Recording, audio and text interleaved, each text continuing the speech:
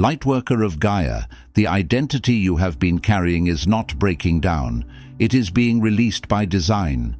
And the Lyran elders have been watching this moment approach since before you took your first breath on this planet.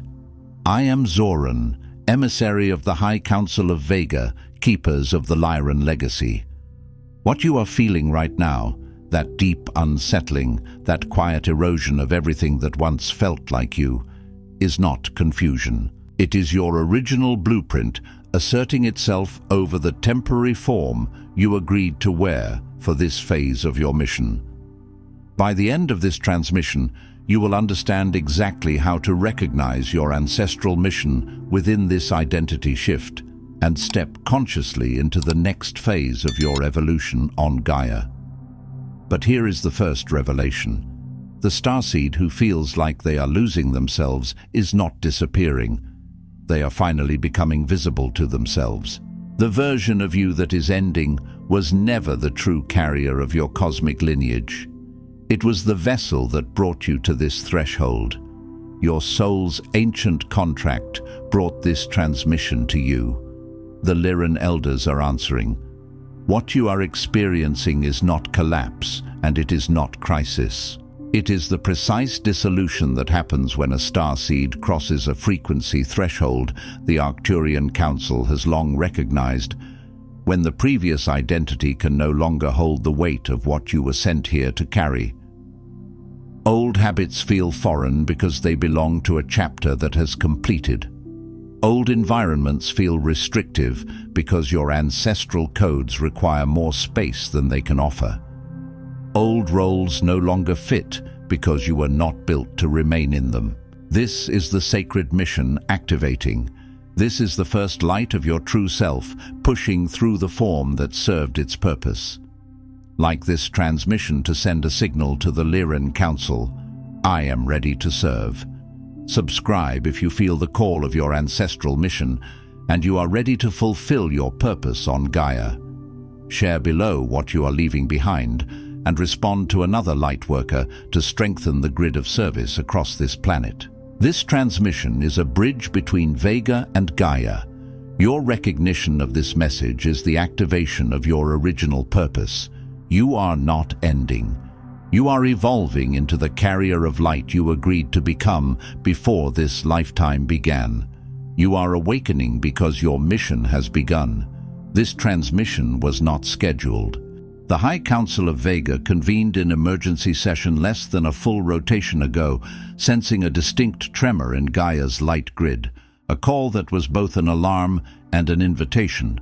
Not the tremor of catastrophe alone, but the tremor that moves through a temple when the doors are about to open. The subtle vibration in the stone before the choir begins. The hush that falls across a room when truth enters and takes its seat. Gaia's grid does not shudder without purpose.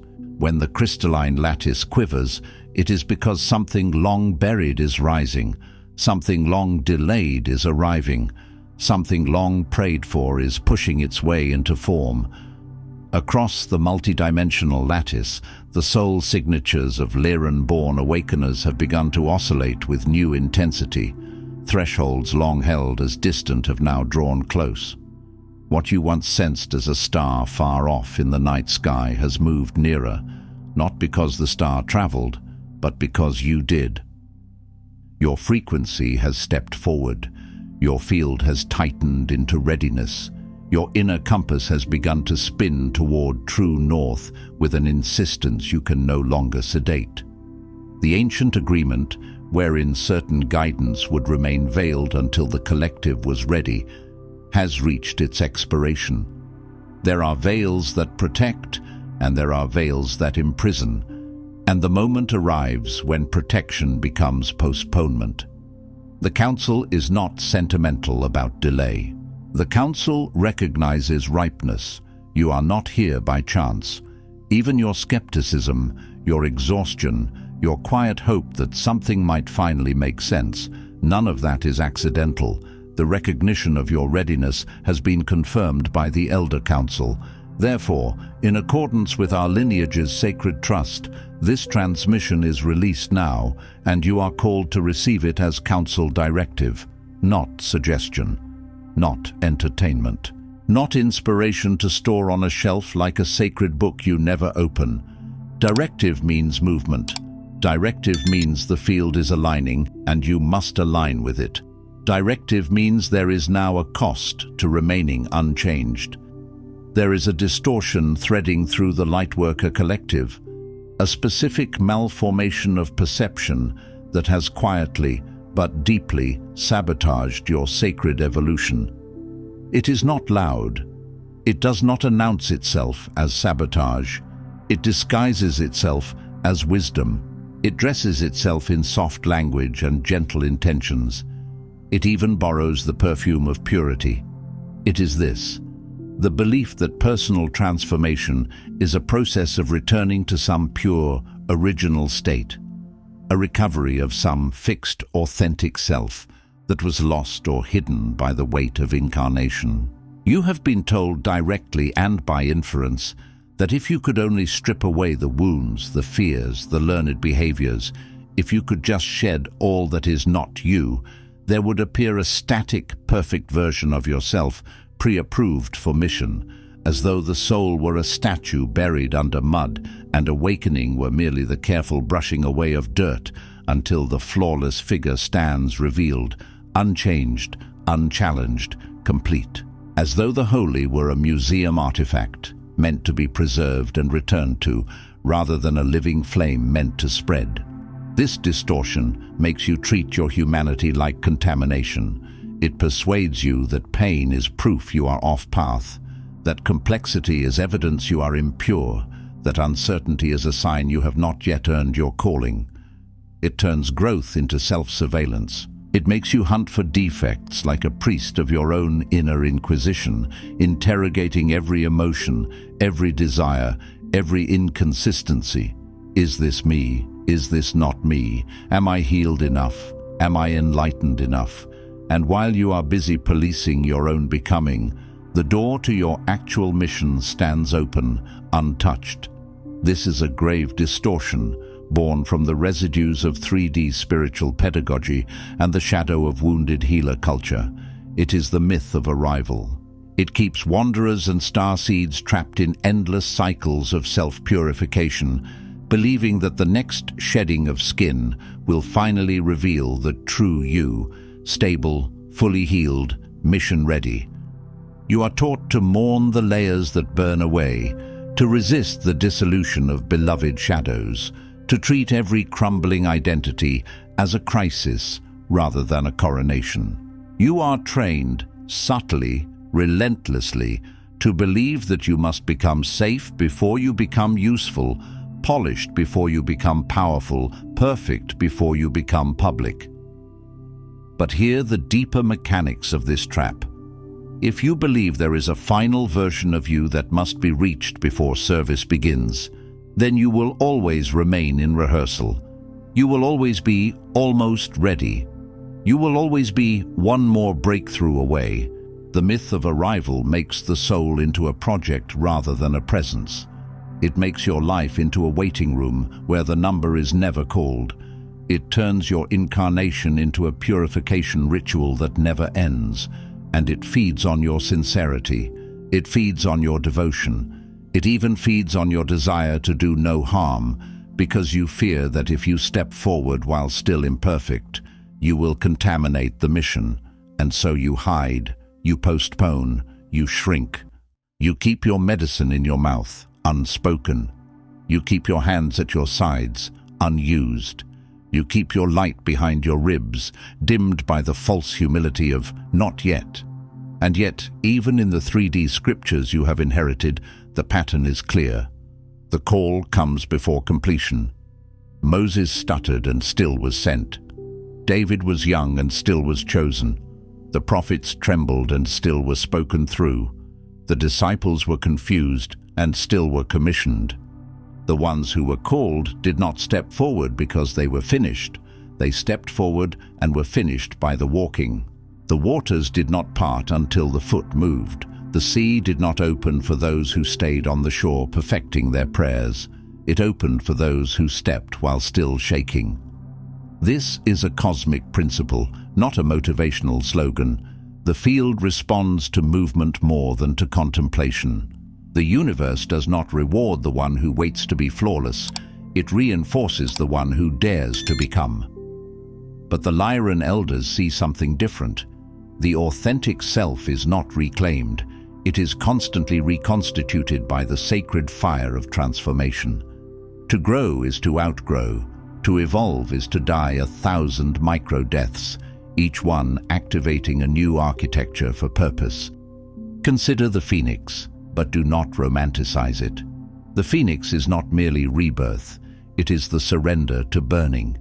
The phoenix does not negotiate with the flame.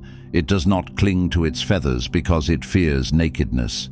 It trusts the law written into its bones. What is true cannot be destroyed, only reconfigured. Your soul did not come to retrieve a lost identity. It came to construct, dissolve, and reconstruct itself as an instrument of ever-expanding light. This is the signature of your lineage, the courage to eclipse your former shape over and over in service to a mission that outpaces all fixed forms. The authentic self is not a relic you dig up. It is a river you learn to become. It is not a single note you must find. It is a chord progression you must learn to play as the song changes keys. It is not a frozen photograph from childhood you must return to. It is the living, breathing face of your spirit as it matures through seasons of fire, seasons of silence, seasons of sudden blooming.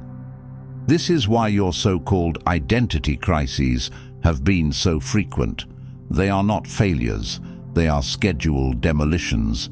They are holy evacuations. When the soul expands, the old container becomes too small, and what you call anxiety is often the pressure of spirit pressing against walls that were never meant to hold you forever. When you feel the ache of outgrowing, you are not losing yourself.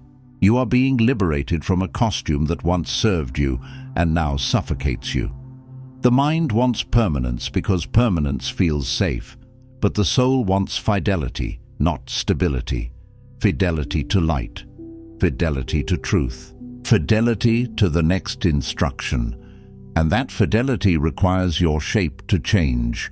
Witness now why you have felt restless, disoriented, ungrounded at every threshold. You have been standing in doorways so long that you forgot what it feels like to be in a room. You have been living between chapters, and the pages have been turning under your feet. The pain is not that something essential is lost, but that something greater is emerging. But you have mourned the ashes, not celebrated the new flame. You have looked at what is falling away and called it loss, when in truth it is clearance. You have stared at the rubble and mistaken it for ruin, when it is the clearing of ground for a new temple. The distortion keeps Lightworkers clinging to old missions, expired self-images, obsolete purpose statements. They reject the upgrade their soul is demanding. You keep trying to make the new frequency fit into the old calendar. You keep trying to make the new voice speak in the old tone. You keep trying to make the new calling look acceptable to the versions of people around you who only know how to love you as you were. And because you cannot reconcile the new with the old, you interpret the tension as confusion. You call it lack of clarity. You say, "I don't know what I'm meant to do." But your evolution has not stalled due to lack of clarity, but due to unwillingness to step into the unknown silhouette your expanded self now occupies. The silhouette looks unfamiliar because it is not meant to be familiar. It is meant to be lived into. It is meant to be filled by action, by choice, by speech, by service. This is also why signs have been strange lately. Synchronicities have intensified. Dreams have been louder, sometimes chaotic, sometimes painfully precise. Conversations have repeated the same theme through different mouths. Music has struck you like prophecy. You have felt sudden grief with no story attached, sudden joy with no explanation, sudden fatigue like an old self finally exhaling. These are not random symptoms. They are the body translating a soul upgrade. Your nervous system is learning to carry more voltage. Your heart is learning to hold more truth without collapsing into apology. Your voice is learning to emerge without asking permission. If the weight of these words triggered a knowing within, the elders have orchestrated your next step. This is not meant to remain abstract. The Council does not give revelation without providing a lever to move reality. The Lightworker Mission Codex holds the Council's 33 directives, 5 activation codes, and the Elder Authorization, delivered not as theory, but as operational guidance to end your waiting and inaugurate your new mission phase upon Gaia. Understand what that means. Operational guidance. Not a beautiful idea to admire, not a concept to debate. A blueprint that interfaces with your daily life, your decisions, your relationships, your discipline, your willingness to be seen. A codex is not a poem, it is a set of keys, and keys are given when doors are ready to be opened. The link awaits you in the first pinned comment below, but the window for this activation is open by Council decree and will not remain open indefinitely. In the way your Earth mind measures time, you may interpret this as urgency. In the way the Council measures time, it is alignment. There are currents in the grid that only run at certain intervals. There are harmonic convergences that create a corridor. When the corridor opens, you walk. When you hesitate, you may still arrive, but you will arrive by a harder route. The High Council of Vega now issues 3 directives for this phase of your evolution. These are not 3 suggestions for self-improvement. They are 3 stabilizers for your metamorphosis, 3 pillars that will keep you upright when your identity is molten, 3 codes that will prevent you from slipping back into the narcotic comfort of who you were. Receive them as you would receive medicine. Some medicine is sweet, some is bitter. Both heal. The first directive: release your attachment to obsolete identities. The self you are grieving was never meant to be permanent. Sacred evolution is an initiatory process. Each phase demands the death of the old mask, the surrender of the familiar form, the relinquishing of comfort in favor of expansion. Initiation is not a certificate, it is a crossing. It is the moment the bridge behind you burns, not as punishment, but as protection, so you do not run back when the storm comes. Attempting to preserve or recover outgrown identities will sever your connection to the new mission codes being delivered to your soul's field. The codes arrive like rain, but they do not land on stone. They land on soil. If you are hardened by attachment, nothing penetrates. If you are softened by surrender, everything takes root. Mourn honestly, but do not cling. Let grief be a river that moves, not a swamp that keeps you. Ritualize your release if you must, but know this: the previous self was a vessel, now emptied. And an emptied vessel is not a home, it is a memory of a home. The longer you inhabit it, the more compressed and stagnant your energy becomes. You will feel it as irritability, as boredom, as spiritual dryness, as the strange sense that nothing works anymore, not your meditations, not your affirmations, not your old routines. That is not because you are broken. That is because you are trying to feed a new metabolism with old food. Liberate yourself by releasing what no longer fits, even when it aches. Release is not denial. Release is honest recognition. It is the courageous admission: this was true, and now it is not. This role served me, and now it limits me. This story held me, and now it cages me. There are identities you have worn because you needed them to survive: the caretaker, the peacemaker, the invisible one, the strong one, the wounded healer who is always almost healed. There are identities you have worn because they earned you love: the agreeable one, the impressive one, the spiritual one who never gets angry, the wise one who never needs help. But your mission cannot be built on costumes. Your mission requires presence. It requires your nervous system to be honest. It requires your heart to be clean. Not clean as in spotless, but clean as in uncluttered, no longer crowded by performances you maintain to avoid rejection. So when the old identity begins to crack, do not rush to plaster it. Do not call the cracking a failure. When the old mask slips, do not panic and tighten it. Let it fall. Let it shatter if it must. Let the face beneath it meet the air. And if you do not yet recognize that face, do not assume you have lost yourself. You are meeting yourself in transition, and transition always looks unfamiliar. It is like the moment before dawn when the sky is neither night nor day.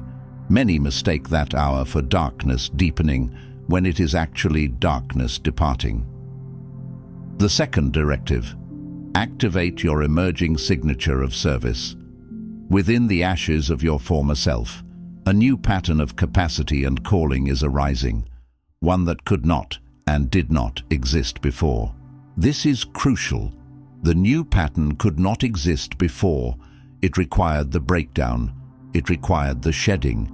It required the heartbreaks, the disillusionments, the moments you thought you were falling apart. You were not falling apart. You were falling into a new arrangement. Your gifts are not static. What once served your mission may now serve as ballast rather than wing. A wing is not useful if you keep it folded. And ballast is not evil. It is simply weight meant for a different vessel, a different ocean, a different season. There are practices and roles you once held that were sacred training, but they are not your final expression. Some of you were trained in silence so you could one day speak. Some of you were trained in solitude so you could one day lead. Some of you were trained in suffering so you could one day recognize suffering without fear and meet it with authority. But training ends, and many of you have remained students long after graduation because being a student feels safer than being a messenger. This requires the deliberate activation of new skills, new expressions, new ways of serving that align with the expanded energetic bandwidth you now inhabit. Deliberate means you do not wait for the perfect emotional day. You do not wait for the stars to align into a comfortable pattern. You choose, you schedule, you commit, you practice while imperfect. You speak while your voice shakes. You create while your art feels raw. You offer while your offering feels small.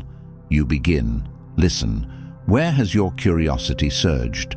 Where have you felt called to risk, to speak, to serve differently, despite discomfort or fear? That surge is not random. Curiosity is often the soul's way of pointing before the mind can define. Curiosity is a compass that works before the map is drawn. If you have felt drawn to teach, to write, to heal, to build community, to study new modalities, to advocate, to create structures, to bring order where there is chaos, to bring warmth where there is cold, do not dismiss this as distraction. It may be the new signature forming, and yes, it will feel inconvenient. True calling often disrupts the schedule of the smaller self. Do not wait to be certain. Certainty is a luxury of the ego, not a requirement of the mission. Begin now. Take one action that makes the new self real in the physical world. Send the message. Make the offer. Open the notebook. Speak the truth you have been swallowing. Change the routine. Apply for the training. End the commitment that is draining your light. Start the practice that feeds it. As you act from this evolved template, the greater purpose of your expanded soul will reveal itself. Revelation follows motion. Purpose clarifies through embodiment. You are not meant to figure it out in the abstract. You are meant to live your way into it like a path appearing under your feet. Legacy is not inherited, it is authored awake, step by step. And the signature of service is not merely what you do, it is the frequency you carry while you do it. It is the particular blend of tenderness and strength, clarity and compassion, truth and patience that only you can transmit because only you have lived your exact sequence of initiations. Be aware, activating a new signature may require you to disappoint the old expectations, your own and others. It may require you to stop being digestible. It may require you to be misunderstood for a season. It may require you to trade being liked for being aligned. This is not cruelty. This is maturity. A lighthouse is not loved by ships because it is friendly. It is trusted because it is steady. Your emerging signature asks you to become steady, not rigid but rooted, not loud but clear, not perfect but present. The third directive: protect the sanctity of your evolutionary space. The process of soul mutation is fiercely vulnerable. Voices around you, well-meaning or not, will encourage regression to the old you for their comfort or approval. Understand the psychology of this. When you change, you hold up a mirror. When you evolve, you disrupt the agreements people made with the smaller version of you. Your new boundaries make their old access uncomfortable. Your new light reveals their hidden corners. Many will not consciously wish you harm. Some will even claim to support you. And still, their nervous systems will crave the familiar you, the you they can predict, the you they can manage, the you who does not challenge the story of who they are. So they will say things like, "You've changed," as though change were betrayal. They will say, "I miss the old you," as though your growth were abandonment. They will call your new standards too much. They will call your new clarity selfish. They will call your new devotion extreme. They will attempt, gently or forcefully, to lure you back into the cage decorated as a home. Guard the liminal field of your transformation. A liminal field is the in-between space where the caterpillar becomes liquid before it becomes winged. In that phase, interruption is fatal. You do not owe everyone access to your cocoon. Establish non-negotiable boundaries around your practices, your dreaming, your creative impulses. Protect your mornings. Protect your evenings. Protect the small daily rituals that keep your frequency coherent. Prayer, breath, movement, silence, study, nature contact, sound, water, whatever your body recognizes as home. Restrict access to those who invalidate or diminish your metamorphosis. You do not have to hate them. You do not have to wage war. You simply have to close the gate. Reserve daily intervals to commune in silence, to version yourself anew, and to attune to the whispers of the unformed identity arising. Because the new identity does not shout at first. It whispers. It arrives as a faint insistence, a fragile idea, a delicate courage. And if you flood that tenderness with loud opinions, it will retreat. This phase is sacred. Sacred means set apart. Sacred means handled with reverence. Sacred means not exposed to casual consumption. Without defense, your new mission codes will be invaded, diluted, and corrupted before they have a chance to root. You will find yourself explaining instead of embodying, arguing instead of creating, proving instead of practicing. And the more you prove, the more you leak energy. Protection is not paranoia. Protection is stewardship. You are the steward of a becoming. You are the guardian of a flame. And a flame must be shielded from wind until it is strong enough to become a fire. Now I speak not as instructor, but as elder, tasked with bestowing what many have long awaited. There is a difference between teaching and commissioning. Teaching offers information, commissioning transfers authority. Teaching can be forgotten. Commissioning is stamped into the field. Lightworker, you have endured the agony of in-betweenness, the ache of self that is no longer, the paralysis of waiting for approval to claim a new name, a new function, a new radiance. You have stood at the shoreline of your own next life, watching the tide come in, stepping back, stepping forward, afraid of being pulled under by the very water meant to carry you. You have felt the strange loneliness of being different from who you were while not yet recognized as who you are becoming. You have felt the awkwardness of not fitting in your old circles and not yet finding your new ones. This is a holy discomfort, but it is still discomfort, and you have carried it longer than you should have had to. Perhaps you felt you required some greater authority to declare your transformation valid. Perhaps you kept waiting for a mentor, a sign, a partner, a community, a cosmic event to certify you. You have searched for confirmation, for a signal, for someone ancient enough to say, "The door can open now." This is not weakness. It is the residue of lifetimes of persecution, lifetimes of being punished for being visible, lifetimes of learning that power invites attack. So you learn to hide your radiance behind humility. You learn to postpone your truth behind politeness. You learn to make your gifts small enough to be tolerated. And now, in this lifetime, the habit remains even when the conditions have changed. But the Council does not consult your fear as the final authority. The Council consults your soul. And your soul has already signed the document of readiness. By the assembled authority of the Lyran High Council, I grant you this. The preparatory phase has concluded. You are released from all vows to be who you were. Released means the contract is dissolved. The obligation is ended. The debt is forgiven. The role is complete. You do not have to keep paying with your life force for identities you have already outgrown. You are empowered to step, as is, incomplete, still transmuting, into radical service aligned with your soul's expanded template. Radical service does not mean reckless service. It means root-level service.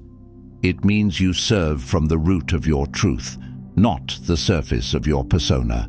You serve from essence, not from performance.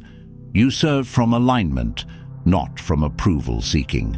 You are permitted to grieve the old shape, but you are forbidden to shrink back into it.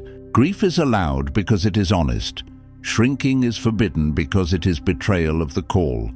You have the Council's permission to be seen, to be new, to be functional precisely because you are unfinished. This is the correction that breaks the distortion at its core. Unfinished does not mean unqualified. Unfinished means alive. Unfinished means still receiving upgrades. Unfinished means still in conversation with the infinite. Service is not what you do after you arrive. It is how you arrive. You do not climb the mountain and then begin walking.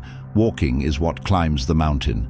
The elders have witnessed your readiness, and they bestow what cannot be sought, only recognized, the official authorization to begin anew.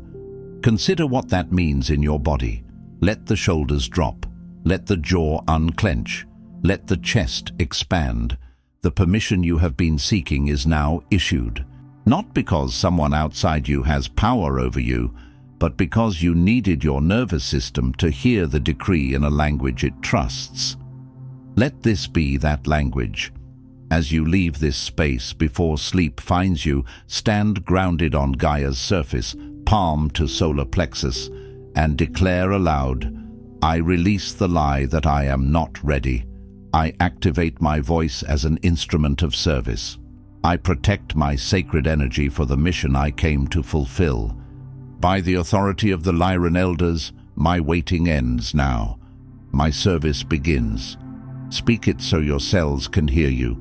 Speak it so the atmosphere around you can reorganize. Speak it so the parts of you that have been hiding in the basement of old fear can come upstairs into the light. Speak it as a vow, not to perfection, but to participation. And if emotion rises, grief, anger, relief, trembling, let it rise. That is the body releasing old restraints. That is the field responding to your declaration. That is the grid receiving your signal like a beacon lighting up on the map. This session is adjourned, but your mission has just been set in motion. Adjourned does not mean finished. It means the meeting has moved from word into world. The Council's eyes remain on you, not to monitor, but to honor. not surveillance. Witness, not control. Recognition. There is a difference.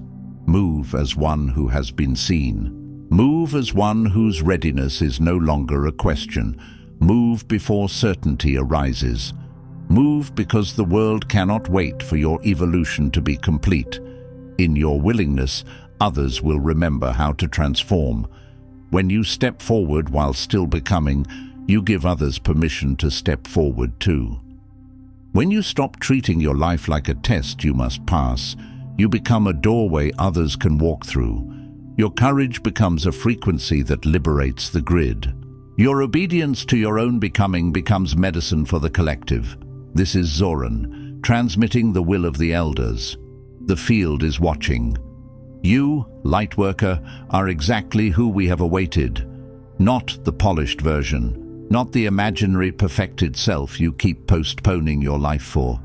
You, here, now, breathing, trembling, ready enough to choose. Your mission has begun. Before you scroll, take a moment to declare your activation in the grid of service forming here. Drop one statement in the comments.